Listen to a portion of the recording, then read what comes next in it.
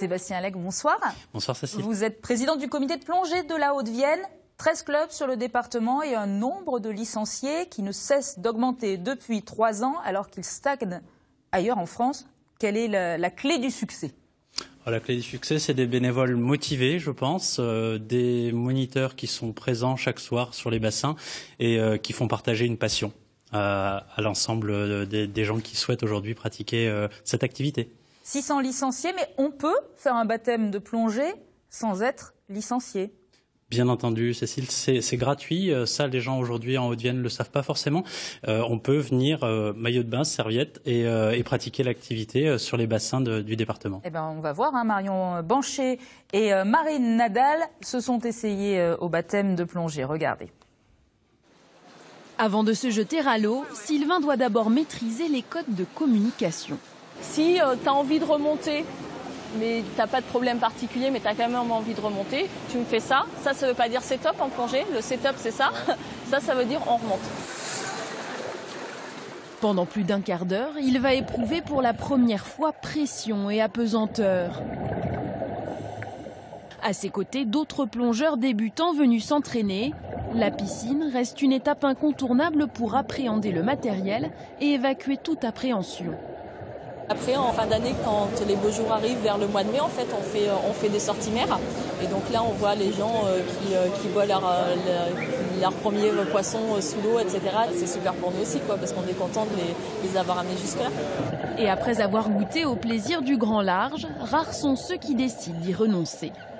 Une fois qu'on a mis le doigt dedans, qu'on se passionne pour ça, je crois qu'on y va complètement, on s'investit complètement. C'est une vraie passion. Une passion qu'il pourra peut-être bientôt partager avec Sylvain, qui remonte à la surface enchanté. C'était super cool, on a des bonnes sensations. Bonne sensation d'être tout léger, de planer un petit peu comme si on vole. C'est génial. Pour vous lancer, rien de plus simple, il suffit de vous inscrire pour un baptême dans un des 20 clubs associatifs de la région et c'est gratuit. Allez, c'est parti.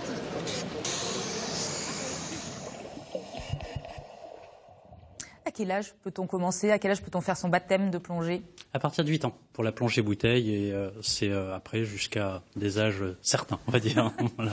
Ça coûte cher de faire de la plongée? Non, pas plus qu'une autre activité sportive. Aujourd'hui, il faut compter en termes de la licence plus l'adhésion 100 € pour toute l'année. On prête le matériel. Tout est à disposition de la personne qui vient débuter l'activité. Alors vous accueillez tout public, parce qu'on pratique aussi beaucoup à Limoges la handi-plongée et on la pratique tout simplement parce qu'ici, on forme les encadrants à la handi-plongée. Quelle est cette formation particulière ? Tout à fait. Il y en a une qui a eu lieu ce week-end d'ailleurs. L'objectif est de prendre en compte ce public particulier qui, en plus, apprécie énormément la plongée du fait de retrouver un espace à 3 dimensions. Et donc, la formation est dédiée à quelques gestes techniques dédiés aux personnes avec des problèmes moteurs. Voilà. Quels sont les bienfaits de la plongée pour les personnes handicapées ? C'est de la détente, c'est une activité où ils n'ont plus le poids du corps qui leur pèse et les problèmes de déplacement qu'ils connaissent. Ils retrouvent vraiment une vraie mobilité sous l'eau. Eh ben on va voir tout de suite, on va partir vers l'Aquapolis où François Clapeau et André Abalo ont suivi une séance de handi-plongée. Regardez. Rendez-vous à l'Aquapolis pour une séance de plongée un peu particulière. 5 personnes handicapées vont nager et respirer grâce à des bouteilles dans ce nouveau lieu enfin adapté à la pratique. Les handicapés, ils ont un problème de thermorégulation. Donc ici, l'eau est à 31 degrés, qui est excellent pour un handicapé. Pour demander si ça va bien. Ça va ou pas, on fait ce signe-là. Pour certains, c'est une première. Je suis très impatient d'essayer. Moi, je suis prêt pour toutes les aventures. On est parti. L'heure du grand plongeon arrive. Sans exagérer, on assiste à une véritable immersion dans un bain de bonheur.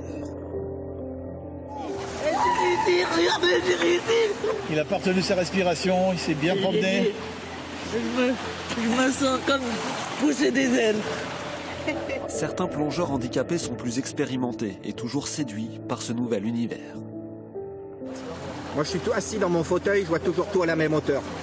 Là, quand je suis dans l'eau, je peux me mettre debout, je peux me mettre assis, je peux être couché, je peux être sur le dos.